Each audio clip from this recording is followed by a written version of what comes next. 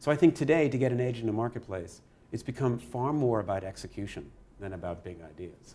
You got to marry the right idea, but if you can't execute great, the marketplace doesn't have patience. You'll be here today, gone tomorrow, which is a lot of brands spend all their time, hey, here's a great idea, and don't sweat the details. And the brands with the edge have the great idea, but sweat the details and make the execution extraordinary.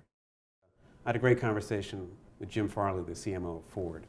And when he came into Ford, things were okay, but there were many definitions of what Ford was about. And he went back to the basics. He went inside and started to speak to the engineers about what they were about, and came up with a brand promise that was rooted in the core of Fordness, which was about going further. And he told me the story of one of the engineers he talked to who was a physician.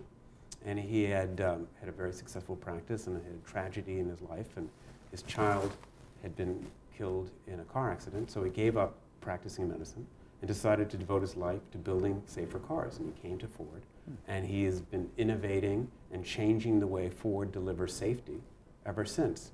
And it gave them the notion that, gee, we at Ford, we're going further. We're going beyond that. And by building on the authenticity of what was already there and focusing the company about going further, over the past couple of years, Jim has been able to refocus and restage the Ford brand and connect it much better with the experience that you have when you buy a Ford, as well as their customers, and have a clearer, sharper focus. So it's often about, when you revitalize a brand, it's often about going back into the company and finding something that's already true, that the company already excels at, and saying, how do we bring that to life? Is that relevant?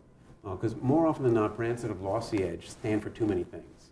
And brands that have the edge stand for one thing and just deliver it every day in a surprising and delightful way.